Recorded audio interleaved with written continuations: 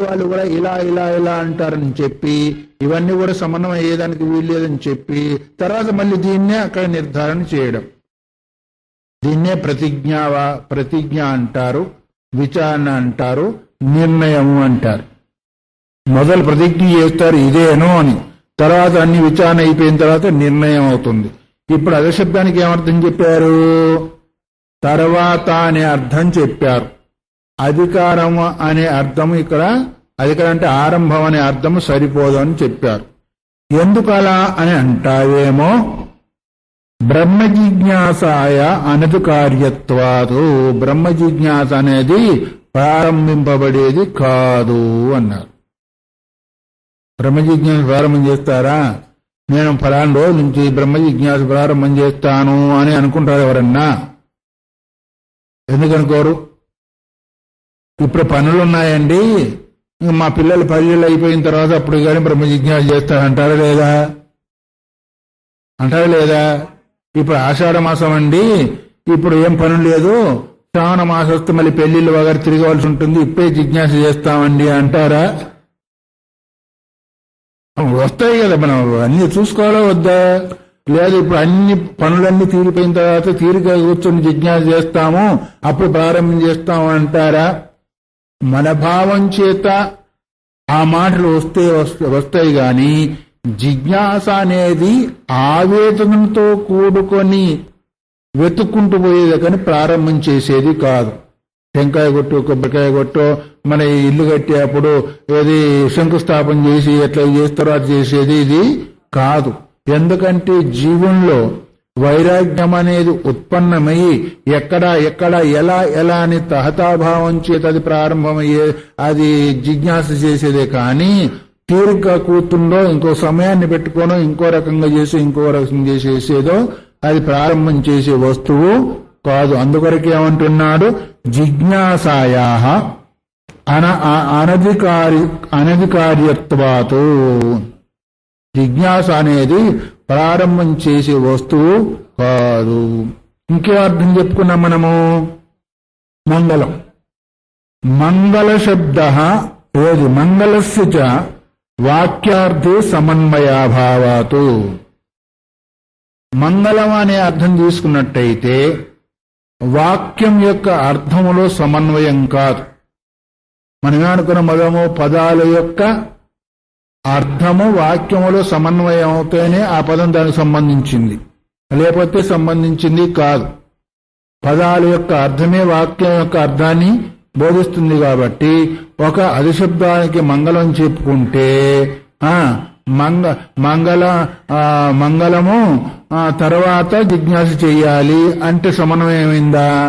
అధిశబ్దానికో మంగళం తీసుకున్నాము, తర్వాత జిజ్ఞాస చెయ్యాలి అనే దాన్ని జోడిస్తే ఏమవుతుంది అంటే అస్తవ్యస్తంగా ఉంటుంది, ఏమాత్రం కూడా మనకు అర్థము కాదు. అందుకొరకు ఇక్కడ ఏమన్నాడు? మంగళ శబ్దస్య వాక్యార్థే సమన్వయ అభావాత్, సమన్వయము కాదు. అందుకొరకు అధాని శబ్దానికి మంగళం అనే అర్థం తీసుకునేదానికి కాదు. ఒకవేళ మరి మంగళం అంటారు కదా, మంగళ శబ్దం కూడా వినియోగం చేస్తా అంటారు కదా అంటే దానికి అర్థం చెప్తా. అర్థాంతర ప్రయుక్తో ఏవ అయం శబ్ద శృత్య మంగళ ప్రయోజనే భవతి అన్న.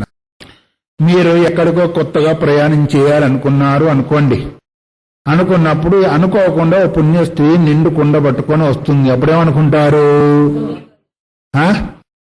మామూలు సమయంలో నిండుకుండ తీసుకొస్తాను, మామూలు సమయంలో ఎవరైనా నిండుకుండ, మీ ప్రయాణాన్ని పోవడం లేదు, ఇక్కడి నుంచి బయటికి వెళ్తున్నారు, ఎవరైనా నిండుకుండ తీసుకొచ్చారు, అప్పుడు మంగళం అనుకుంటారా?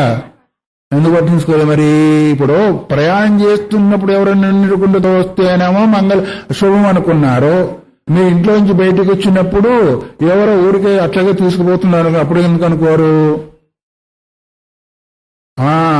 అర్థాంతర ప్రయుక్తం అంటే ఎక్కడో ఒకప్పుడు ఆ అధిశబ్దం అక్కడ ఎవరైనా ఉచ్చారణ చేస్తే అప్పుడు వింటే మనకు మంగళ ప్రయోజనం గాని కేవలం మంగళ ప్రయోజనంగా మనం తీసుకునే అవకాశము లేదు. మీరు ప్రయాణం చేస్తున్నప్పుడు మంగళకరంగా అక్కడ భావించారే కానీ సామాన్యంగా ఎవరో తీసుకొస్తే వస్తారా? సరే, ప్రయాణం చేస్తున్నప్పుడు పుణ్యస్త్రీ కనిపిస్తే అప్పుడు మంగళం అనుకుంటారు. లేదు స్వప్నంలో ఏదైనా కార్యం చేస్తున్నప్పుడు స్వప్నంలో పుణ్యస్త్రీ కనిపిస్తే మంగళం అనుకుంటారు. ఏ కార్యం చెప్పిన కనిపిస్తే కూడా అనుకుంటామా? అనుకో. ఇగో ఆయా కార్యాల్లో అర్థాంతరంగా వస్తే అది మంగళం అనుకుంటాం, కానీ కేవలం ఆ శబ్దానికి మంగళ తీసుకునే అవకాశం కూడా లేదు. అందుకొరకు ఇక్కడ చెప్పేది మంగళస్య వాక్యార్థ సమయం కాకపోగా అర్థాంతర ప్రయుక్తో వేరే అర్థంలో ప్రయోగం చేసిన కారణం చేత అప్పుడు ఆ శబ్దాన్ని శృత్యా విన్నందువల్ల మంగళ ప్రయోజనం భవతి, అది మంగళకరం అవుతుంది. గాని కేవలం మనం ఉచ్చారణ చేసినందువల్ల విన్నందువల్ల కాదు. ఎవరో జన కొరకు వస్తాము. ఇంకా ఒకటి, మనం ప్రయాణం చేసేప్పుడు ఇంకా చెప్పాలికో అంటే చలిసిపోయిన పీని ఎదురుగా వచ్చింది అనుకోండి, అప్పుడేమనుకుంటాము? అమంగళం అంటారు. మంగళం అంటారు. ప్రయాణంలో చిన్న పీని ఎదురుగా వస్తే మంగళం అంటారు. అమంగళం ఎవరన్నారు? మీకు తెలియదేమో. ఇంకో కనిపిస్తే నమస్కారం కూడా చేస్తూ ఉంటారు, పోతా ఉంటారు. పిల్లి కాదు అనేది, శవం ఎదురుగా వస్తే పిల్లిగానే అన్నారు, తచ్చిన పీనుగా అన్నాను. పక్కకు తప్పుకుంటారంటే వాళ్ళందరూ వస్తున్నారు కాబట్టి వాళ్ళకి దారి ఇవ్వాలని తప్పుకుంటారు. అందుకొరకు ఎట్లా అయితే శవం చూసినందువల్ల మంగళంగా భావించామో, ముట్టుకుంటే అమంగళంగా భావించామో, అర్థాంతరంలో ప్రయోగం చేసినందువల్ల అధిశబ్దాన్ని శ్రవణం చేస్తే అక్కడ మంగళం అవుతుంది, కానీ ఇంకో రకంగా చేస్తే అక్కడ మంగళార్థంగా తీసుకునేదానికి అవకాశము రాదు అన్నారు. అందుకొరకే ఇక్కడ ఏమన్నారు? శృత్యా మంగళ ప్రయోజనం భవతి, అది విన్నందువల్ల మంగళ ప్రయోజనం అవుతుంది, కానీ ఇంకో రకంగా మనం అక్కడ అన్వయం చేసుకునేదానికి అవకాశము రాదు. అందుకొరకు పూర్వ ప్రకృతాపేక్షాయాశ్చ ఫలత ఆనంతర్యార్థ అవ్యతిరేకాతు అన్నారు. ఇప్పుడు ఇవి రెండు పోతే మిగిలింది ఏంటిది? ఎవరికన్నా ముగ్గురు పిల్లలు ఉన్నారనుకోండి, ఎవరో ఒక్కరి వచ్చారు, తండ్రి అన్నాడు పెద్దవాడు అంటే నాకు ఇష్టం నేను ఇయ్యనన్నాడు. తల్లి ఏమంది చిన్నవాడు అంటే నాకు ఇష్టం నేను ఇవ్వనంది. ఇక మిగిలిన వాడు ఎవడు పోయేదానికి? మగవాడు కదా. పెద్దవాడినో తండ్రి తీసుకున్నాడు, చిన్నవాడినేమో తల్లి కావాలంది. మిగిలిన వాడేవాడు ఇక నేనే పోవాలి అనే ఉద్దేశం చేత అనుకుంటాడో. ఇక్కడ కూడా మనకు ముగ్గురు వచ్చారు. ఒకటేమో ప్రారంభార్థకము, ఒకటేమో మంగళార్థకము, ఒకటేమో తర్వాతార్థము. రెండింటికైతే అయిపోయిందిగా. ఇంక మిగిలిన వాడేవాడు? తర్వాత అనే అర్థం ఒకటి మిగిలిపోయింది. అందువల్ల ఇక్కడ చెప్పేదంటే పూర్వ ప్రకృతాపేక్షయాశ్చ, ముందు చెప్పిన విధంగా ఫలత ఆనంతర్యార్థం. మిగిలింది ఒకటే కాబట్టి ఏంటి మిగిలింది? అనంతరం అనేది మాత్రమే మిగిలింది కాబట్టి అధశబ్దం చేత తర్వాత అనే అర్థం తీసుకోవలసి ఉంటుంది అని భగవత్పాదుల వారు తన యొక్క అభిప్రాయాన్ని తెలియజేశారు. ఎక్కడైనప్పటికీ అనేకం కనిపించినప్పుడు అనేకాన్ని విచారించి ఏది సమన్వయం అవుతారో దాన్ని మనం వినియోగం చేసుకునే అవకాశం ఉంటుంది. ఇప్పుడు ఎన్నో ఇటుకరాళ్ళు ఉన్నాయి అక్కడ. వాడు ఏం చేస్తాడు? తాపివారు చూస్తాడు, ఒకటి పెడతాడు పెద్దగా అవుతుంది, ఒకటి పెడతాడు చిన్నగా అవుతుంది, ఇంకొకటి పెడితే అవుతుంది సరిపోతుంది, దాన్ని పెడతాడు. అన్ని ఉన్నాయని అన్నింటిని పెడతారా ఏంటి? అక్కడ ఆ సమయానికి ఏది అవసరం పెద్దవి పెట్టడం, మరి ఎక్కడన్నా పెద్దవి పెట్టేది పెడతా ఉంటాడు, చిన్నవి పెట్టేది చిన్నవి పెడతాడు, ఇంత పెట్టేది కూడా పెడుతూనే ఉంటాడు. కానీ ఆ సమయానికి అక్కడ తానున్న దగ్గర ఏది అవసరమో అది పెట్టవలసి ఉంటుంది. కాబట్టి ఇక్కడ కూడా ఒక పదానికి మూడు అర్థాలైనప్పటికీ మూడింటిని విచారించి అక్కడ ఏది సరిపోతుందో దాన్ని మాత్రమే చెప్పుకోవాల్సి ఉంటుంది. కాబట్టి ఏది ప్రారంభార్థకం అక్కడ సమన్వయం కాలేదు, మంగళార్థకమేమో సమయం కాలేదు. ప్రారంభం ఎందుకు కాలేదంటే బ్రహ్మ జిజ్ఞాస ప్రారంభం చేయబడేది కాదు. ఆ తర్వాతనేమో శ్రవణం ఎక్కడో ఎవరో ప్రయోగం చేస్తే శ్రవణం అనుకుంటాం, కానీ అది కేవలం మన గ్రంథంలో ఉన్నంత మాత్రం చేత మళ్ళీ అది ఇంకెవరంత చెప్పినందువల్ల అది మంగళకరంగా చెప్పబడదు. తర్వాత ఆ పారిశేషంగా మిగిలింది అని తీసివేయగా మిగిలింది ఏంటిది? తర్వాత అనే అర్థం. కాబట్టి అది శబ్దానికి తర్వాత అనే అర్థాన్ని తీసుకోవాలా. దీన్ని ఆనంతార్య అవ్యతిరేకాత అంటే అనంతరం అనే శబ్దము అర్థం తీసుకుంటే వ్యతిరేకమేమీ లేదు అన్నారు. వ్యతిరేకం ఎప్పుడు వస్తుంది అంటే నీ యొక్క భావానికి భిన్నత్వం వచ్చినప్పుడు వ్యతిరేకం వస్తుంది. ఇక్కడ తర్వాత అనే పదాన్ని అర్థాన్ని తీసుకుంటే మన భావానికి వ్యతిరేకత ఏమీ రాదు అనే విషయాన్ని ఇక్కడ గుర్తు చేశాడు. అథాతో బ్రహ్మ జిజ్ఞాస అనే ఈ శబ్దం లోపల ఇంతవరకు మనం ఏం చేశాము, అధహ అనే శబ్దాన్ని విచారణ చేశాము. పోనీ ఆనంతర్యార్థం ఒకవేళ తీసుకుంటే ఇంకేమన్నా వస్తుంది, ఎదుటి వాళ్ళని కూడా విచారించాలని చెప్పాం కదా. సతిచ ఆనంతర్యార్థత్వే యథా ధర్మ జిజ్ఞాస పూర్వకృతం వేదాంతాధ్యయనం నియమేన అపేక్షతే. తర్వాత అన్నారు కదా, తర్వాత అంటే భోజనం చేసిన తర్వాత, నిద్రపోయి లేచిన తర్వాత, పడుకొని లేచిన తర్వాతనా, లేదా ఇంటి పనులన్నీ అయిపోయిన తర్వాత అనే శబ్దం బాగానే ఉంది. అదాని శబ్దానికి తర్వాత అనేది బాగానే అన్వయం ఉందని మీరు చెప్పారు కదా. ఇప్పుడు దేని తర్వాత, పూజ చేసిన తర్వాతనా, జపం చేసిన తర్వాతనా, పడుకొని లేచిన తర్వాతనా, తిన్న తర్వాతనా, లేదా ఏదైనా ఊరికి పోయి వచ్చిన తర్వాతనా, లేకపోతే పెళ్ళి అయిన తర్వాతనా, లేదా బ్రహ్మచర్యం తీసుకున్న తర్వాతనా, సన్యాసం అన్ని తర్వాతనేగా. దేని తర్వాత చేయాలి కానీ మళ్ళీ సందేహం వస్తుందా లేదా, దేని తర్వాత చేయాలా, దేని తర్వాత చేయాలా అది మీరు చెప్తే ఎట్లాగా. సాధన చేసే తర్వాత చేయాలంటే దానికి ముందు సాధన చేస్తే కలిగేదానికి కూడా జిజ్ఞాస కావాలి వద్దా. మీ సమాధానం చెప్పమని దేని తర్వాత చేయాలనే సందేహం వస్తుంది కాబట్టి దాన్ని కూడా విచారించాలి అని చెప్తున్నాను. మిమ్మల్ని సమాధానం చెప్పమనిలే. ఇక్కడ ఇన్ని తర్వాతలు వస్తాయి కదా. తర్వాత అంటే ఏదేం తర్వాత అనేది వస్తుంది. మా సరస్వతి అంటుంది పెళ్లిళ్ళు అయిన తర్వాత అంటుంది, ఇక్కడికి వస్తా అంటుంది, ఎక్కడికి పోతా అంటుంది. మీరంటారు అన్ని ఉడిగిపోయినాయి, ఇంకెక్కడికి అక్కర్లేదు, ఇది అయిన తర్వాత అని అంటారు. ఇంకోరు అంటారు ఇంకొక రకంగా అంటారు. అన్ని తర్వాతలే కదా, ఏదైనా తర్వాతే కదా. దేని తర్వాత అంటే ఇక ముందుకొచ్చాడు ఆయన. ఎవరు?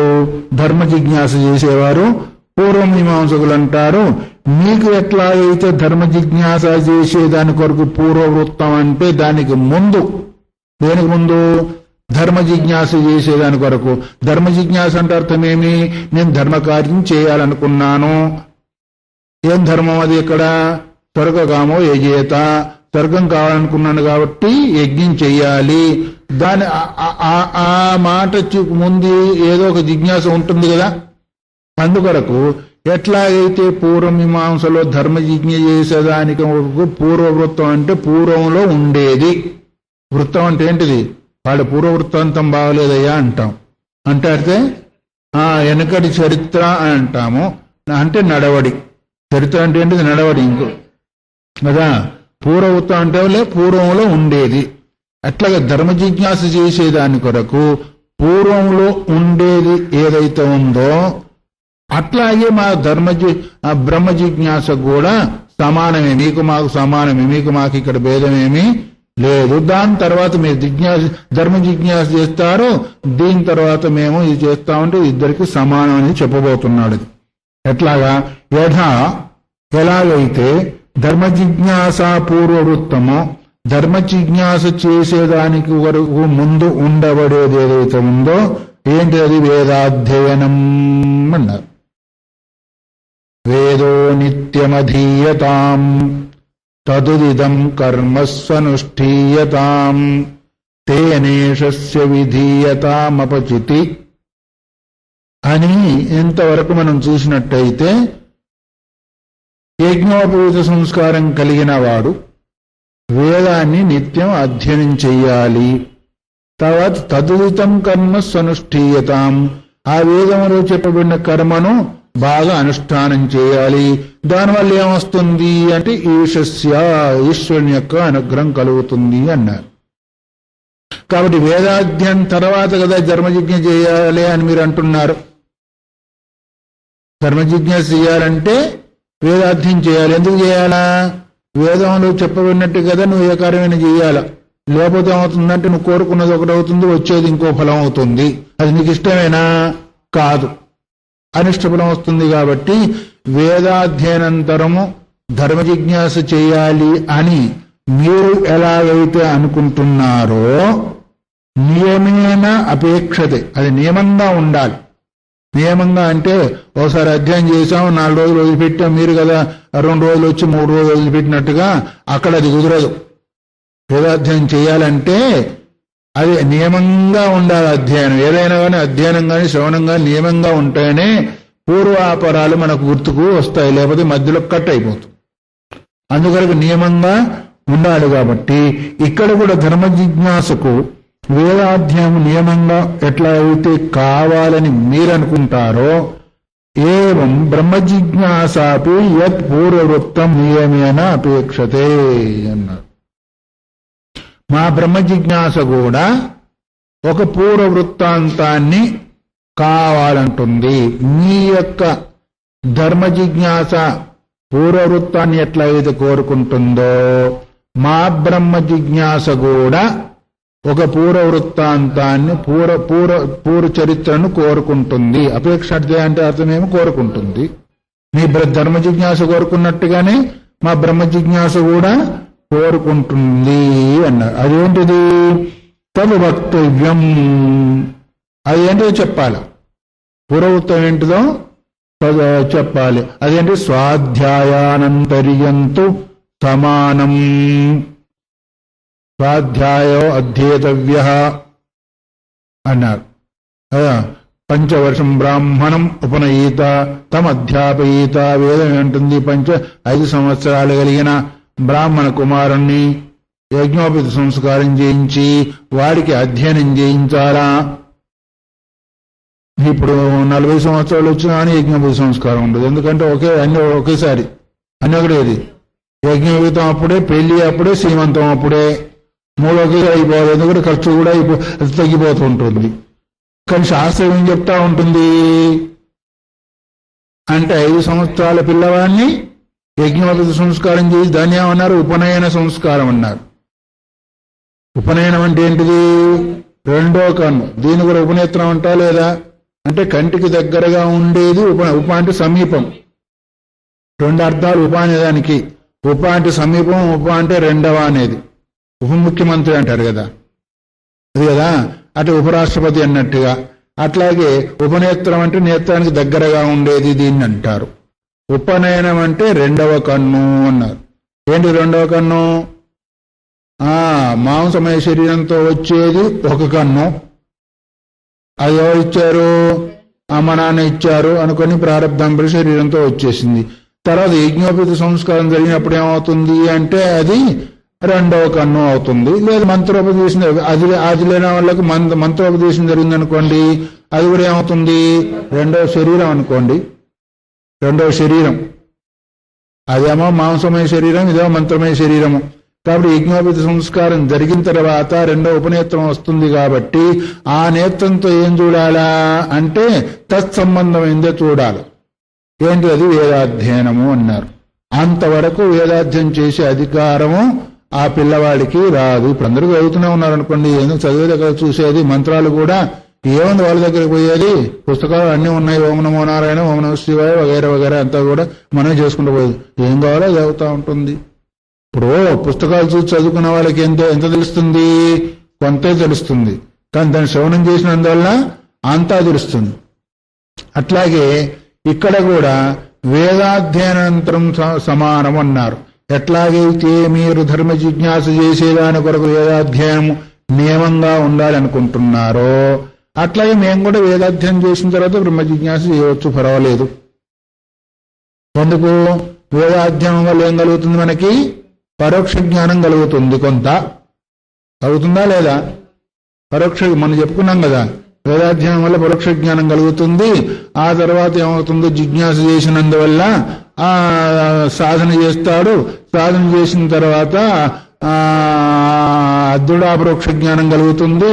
తర్వాత ఏంటి? సంశయ విపర్యాలంతా పోయిన తర్వాత దృఢాపరోక్ష జ్ఞానం కలుగుతుంది అనుకున్నాం కదా.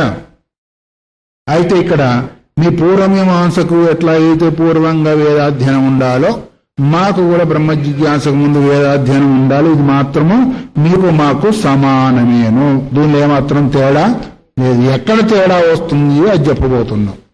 ఇప్పుడు శాస్త్రం ఈ వేదాంతం ఏం చేస్తారంటే ఎదుటి వాళ్ళకి మనకి ఎక్కడెక్కడ సమానంగా ఉంటుందో అక్కడ ఒప్పుకుంటారు. తేడా వచ్చిన దగ్గర మాత్రం చూపించి ఇది మీకు సంభవం లేదు, దీన్ని మీరు తప్పనిసరి ఒప్పుకోవాల్సిందే అని చూపిస్తూ ఉంటారు. వీళ్ళు ఏం చేస్తారంటే బలవంతంగా ఒప్పించరు. బలవంత పెళ్లి అంటారే అట్లా కాదు. ఇక్కడ విచారం చేసి వాళ్ళతోనే ఒప్పించి తర్వాత నీవు కూడా స్వీకరిస్తే బాగుపడతావు అన్నట్టుగా కదా. కానీ వేదాధ్యయనం వాళ్ళకు కావాలన్నారు కాబట్టి వీళ్ళకు కూడా కావాలి, అంతవరకు సమానమే. మిగతా మాత్రం మేము ఒప్పుకోం. ఏంటది? నను ఇహ ఆంతర్యం విశేష. వేదాంత కర్మను తెలుసుకున్న తర్వాత అనేది మాత్రం మేము ఒప్పుకోం. ఇప్పుడు వేదాధ్యయనం చేశాం కదా, తదుదితం కర్మ సనుష్ఠీయత అన్నాం కదా, దాన్ని చెప్పిన కర్మను కూడా అనుష్ఠా అన్నారు. కానీ కర్మను తెలుసుకున్న తర్వాత అని మాత్రము, లేదు కర్మ చేసిన తర్వాత అనేది మాత్రం మేము ఒప్పుకోం. వేదాధ్యయనం చేయడం అంటే వేదాంతర్గతం ఉపనిషత్తు కూడా ఉంది కదా. ఉపనిషత్తు ఏం బోధిస్తుంది? బ్రహ్మను బోధిస్తుంది. మరి పూర్వమాస కర్మకాండ ఏం చేస్తుంది? ఇంకో దాన్ని బోధిస్తుంది. అది కర్మను బోధిస్తుంది. మధ్యలోది ఉపాసన బోధిస్తుంది. మూడు కాండలతో కూడుకుంది వేదము. వేదములో మీరు అధ్యయనం చేసింది మేము చేయాలని ఏం లేదు. మీకు సంబంధించింది మీరు చేస్తారు, మాకు సంబంధించింది మేం చేస్తాము. అంతవరకే వేదాధ్యయనం. ఎందుకంటే ముగ్గురికి సంబంధించింది వేదాధ్యయనం. భక్తి కలిగిన వాళ్ళు ఉపాసన చేస్తారు మధ్యలో. కానీ కర్మానంతర్యం, కర్మ అవబోధానంతర్యం నా విశేష అన్నారు. నా ఇటు పెట్టుకోవాలి. ఇటు అంటే తర్వాత అని చెప్పుకున్నాం. కానీ కర్మ అవబోధ అంటే కర్మ విధి విధానాన్ని తెలుసుకున్న తర్వాత అనేది మాత్రం మేము ఒప్పుకోం. కర్మకు మాకు సంబంధం లేదు. మీ ధర్మానికి కర్మానికి సంబంధం ఉంది, కానీ మా బ్రహ్మ జిజ్ఞాసకున్న కర్మకి ఇదే కదా మొదట నైష్కర్మ సిద్ధాంతం ఇదే కదా. మొట్టమొదటి అధ్యాయం అంతా కూడా అదే కదా మనకు వచ్చేసింది. కాబట్టి కర్మ అవబోధానంతరం అనంతరం అనే శబ్దం ఉందా లేదా? అక్కడ ఉంది. కానీ కర్మ అవబోధ అంటే కర్మ సంబంధం విధి విధానం తెలుసుకున్న తర్వాత బ్రహ్మ జిజ్ఞాస చేయాలి అనే దాన్ని మేము మాత్రం ఒప్పుకోం. వేదాధ్యయనం అంటే మీరు ఒప్పుకున్నారు, మేము ఒప్పుకుంటాం. మీరు కర్మను ఒప్పుకుంటారు, కానీ మేము కర్మను మాత్రము ఒప్పుకోం. కర్మ ఒప్పుకుంటే వచ్చే నష్టం ఏంటి అంటే కర్మ చేస్తాడు, దాన్ని ఫలాన్ని మించడానికి పోతా ఉంటాడు, మళ్ళీ ఇదే పోతా ఉంటాడు. కుక్కను కొడితే అటు పోతుంది, మళ్ళీ అటు కొడితే ఇటు వస్తూ ఉంటుంది. కుక్క జీవితం అవుతుందే కానీ కుక్క జీవితము కాదు. అందుకొరకే మేము ఈ కర్మానంతరం అనేది, కర్మావబోధానంతరం అనేది, కర్మానుష్ఠానానంతరం అనేది మాత్రము ఒప్పుకోము అని ఈ విషయాన్ని తెలియసి తదన్నా ధర్మ జిజ్ఞాసాయా ప్రాగపి అధీత వేదాంతస్య బ్రహ్మ జిజ్ఞాస ఉపత్తదే. ధర్మ జిజ్ఞాసాయా ప్రాగపి, ధర్మ జిజ్ఞాస చేయకుండానే బ్రహ్మ జిజ్ఞాస చేసే అవకాశము ఉంది. ఉందా లేదా? మన కర్మ ఇప్పుడు మీరంతా కర్మలు చేస్తున్నారా ఏంటి? యజ్ఞాలు కర్మలు చేస్తున్నారా ఏంటి? చేయడం లేదు. వేదాధ్యయనం చేశారు, ఎందుకొరకు? జ్ఞానం కొరకు చేశారు, పరోక్ష జ్ఞానం కొరకు చేశారు. అక్కడ కర్మ చేస్తే అపరోక్ష జ్ఞానమైంది, ఇక్కడ జిజ్ఞాస చేస్తే అపరోక్ష జ్ఞానమైంది. వాళ్ళ పద్ధతిలో కర్మ చేస్తే వాళ్ళ కర్మ సంబంధమైన అపరోక్ష జ్ఞానము, వీళ్ళ సంబంధంలో జిజ్ఞాస చేస్తే బ్రహ్మ సంబంధమైన అపరోక్ష జ్ఞానం. అంతేకాని మీరు చేసినట్టుగానే ధర్మ జిజ్ఞాస చేయాలని లేదు. ఎందుకంటే ధర్మ జిజ్ఞాస చేయకుండానే బ్రహ్మ జిజ్ఞాస చేసే అవకాశము ఉంది. అర్థమవుతుందా వాదము? అర్థమైనట్టుగానే ఉంటుందా? వాళ్ళకేమో వేదాధ్యయనం చేస్తే తప్పనిసరి ధర్మ జిజ్ఞాస కావాలా, కర్మ జిజ్ఞాస చెయ్యాలి. కానీ కర్మ జిజ్ఞాస చేయకుండా బ్రహ్మ జిజ్ఞాస చేసే అవకాశం లేదని అనేదానికి వీల్లేదు. ఎందుకంటే అది లేకుండానే మాకు ఇది జరిగి పోతుంటుంది. ఇంకా చెప్పాలంటే కర్మ అడ్డుగోడ బ్రహ్మ జిజ్ఞాసకి. కర్మ ఏంటిది? అడ్డుగోడ. ఎందుకంటే కర్మ చేసేవాడు ఎందుకు చేస్తాడు? దాని ఫలాన్ని అనుభవించాలని చేస్తాడు, స్వర్గాది భోగాలు అనుభవించాలని చేస్తాడు, లోకాలోకాలు పోవాలని చేస్తూ ఉంటాడు, ఇంద్ర పదవి చంద్ర పదవి వగైరా కావాలని చేస్తూ ఉంటాడు. చేసినందులో ఆ పదవికి పోతే బ్రహ్మ జిజ్ఞాస జరుగుతుందా, ఆగిపోయిందా? అది అందుకొరకు బ్రహ్మ జిజ్ఞాస చేయాలనే దానికి కర్మ జిజ్ఞాసతో సంబంధము లేదు, దాని తర్వాత అనే దానికి సంబంధము లేదు. అందువరకే నా ధర్మ జిజ్ఞాసాయా ప్రాగపి ధర్మ జిజ్ఞాస ప్రాగ్ అంటే ముందు, ధర్మ జిజ్ఞాస చేసేదానికి ముందు కూడా అద్వైత వేదాంతస్య అంటే వేదాంతాన్ని అధ్యయనం చేసిన వాడు, ఇక్కడ వట్టిగా చెప్పలేదు, వేదాంతాన్ని అధ్యయనం చేసిన వాడు. ఎందుకంటే వేదాధ్యయనం తర్వాత అనేది శబ్దానికి అర్థం తీసుకున్నాం కదా, అందువల్ల వేదాధ్యయనం చేసిన వాడు బ్రహ్మ జిజ్ఞాస ఉపపత్తే అన్నారు. వేదాంతం మీరు చేశారు, మేం చేశాము, వేదాంత అధ్యయనం చేసినంత మాత్రం చేసిన కర్మ జిజ్ఞాస ఉండాలని లేదు, అది లేకుండానే మాకు బ్రహ్మ జిజ్ఞాస కలిగే అవకాశము ఉంది అనేదాన్ని అనంతర అర్థమును తీసుకున్నారు. వేదాధ్యయనానంతరం అనేది కూడా ఒప్పుకున్నారు, కానీ కర్మానంతరం అనేది మాత్రం ఒప్పుకోవడము లేదు, ఒప్పుకోరు కూడా. ఎందుకంటే అది చేయకుండా జరిగినప్పుడు దాన్ని చేయవలసిన అవసరం ఏంటి? ఇప్పుడు 2 పనులు ఉన్నాయనుకోండి, ఒకటి తర్వాత ఒకటి చేసేది ఒకటి ఉంది, ఒకటి చేయకుండా చేసేది ఒకటి ఉంది. అయితే ఒకటి తర్వాత ఒకటి చేసేది చేస్తారా, ఒకటి చేయకుండా చేసేది చేస్తారా? ఎందుకంటే మనకు అక్కడ సమయం మిగులుతుంది, డబ్బు మిగులుతుంది, పరిశ్రమ మిగులుతుంది. అయితే 2 క్రమంగా చేసేటి కొన్ని ఉంటాయి, అక్కడ చేసుకోండి, మాకు అవసరం లేదు. కాబట్టి ఇక్కడ ధర్మ జిజ్ఞాస చేయకుండానే బ్రహ్మ జిజ్ఞాస జరుగుతున్నప్పుడు కర్మ జిజ్ఞాస చేయవలసిన అవసరం మాకు లేదు అనేదాన్ని చేశారు. అందువల్ల ప్రాగపి అతీత వేదాంతస్య కర్మ జిజ్ఞాస చేసేదానికి ముందు కూడా ఎవరైతే వేదాధ్యయనం చేశారో వాళ్ళు బ్రహ్మ జిజ్ఞాస చేసేదానికి అవకాశము ఉంది. కర్మ జిజ్ఞాస తప్పనిసరి అనే భావం మాకేమీ లేదు అనేదాన్ని చేశారు. యథా హృదయాద్ యావదానానాం ఆనంతర్య నియమః క్రమస్య వివక్షితత్వాన్న తదేహ క్రమో వివక్షితః శేషశేషిత్వే అధికృతాధికారేవ ప్రమాణ అభావాత్ ధర్మ బ్రహ్మ జిజ్ఞాసయో పరజిజ్ఞాస భేదాచ్చ. ఇక్కడ 3 తెలియజేస్తున్నాడు. ఇప్పుడు దీనిలో కర్మ జిజ్ఞాసలో దర్శ పౌర్ణమాసం అనేది 2 యాగాలున్నాయి. ఎన్ని ఉన్నాయి? ఒకటి దర్శము, ఒకటి పౌర్ణమాసం. దర్శనం అంటే అమావాస్య చేసేది, పౌర్ణమి అంటే పూర్ణిమ చేసేది. ఇవి రెండిట్లో కూడా యాగములో సమిధులతో యజ్ఞం చేస్తాడు, యుగతో యజ్ఞం చేస్తాడు, తర్వాతనేమో బలియాగం చేస్తాడు, తనుయాగం చేస్తాడు, స్వాహకారం కూడా చేస్తాడు.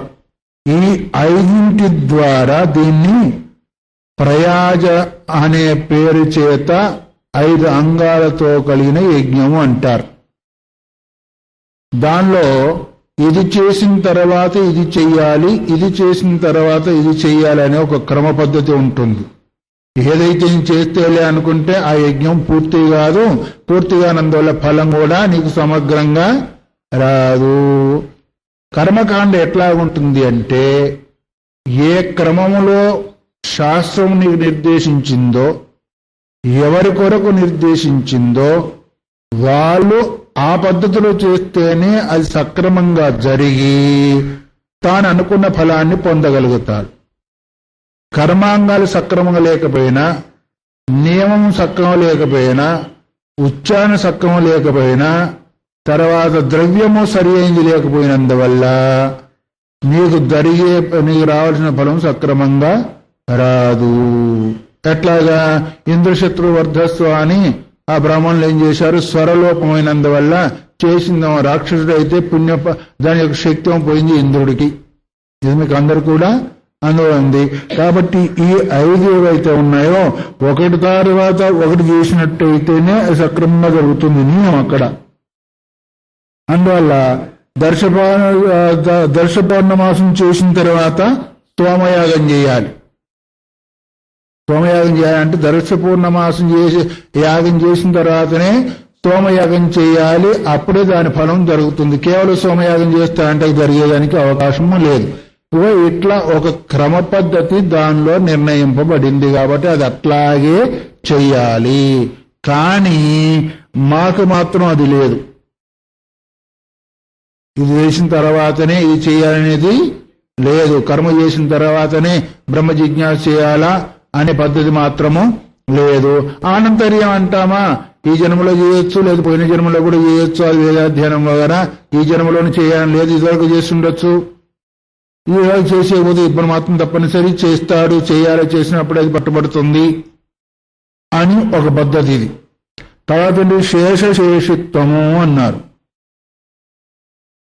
శేషశేషిత్వం అంటే శేషం ఏంటిది, శేషి ఏంటిది? శేషం అంటే విశేషణము, శేషి అంటే విశేష్యం. దీని విచారణ కూడా నైష్కర్మ సిద్ధిలో చాలా విస్తారంగా వచ్చింది. కర్మనేమో శేషిగా ఉంటుంది, బ్రహ్మనేమో శేషంగా ఉంటుంది. అంటే విశేషణ విశేష్య భావము, విశేషణ విశేష భావాన్ని అనుసరించి చెప్పారు కదా. అందువరకు బ్రహ్మమేమో ధర్మమేమో విశేషణంగా ఉంటుంది, బ్రహ్మ జిజ్ఞాసేమో విశేషంగా ఉంటుంది. కాబట్టి విశేష భావంగా ఒకవేళ తీసుకోమని అంటావేమో, అట్లా కూడా కుదరదు. ఎందుకంటావా? అధికృత అధికారేవ ప్రమాణాభావాతు అన్నారు. అధికృత అధికారేవ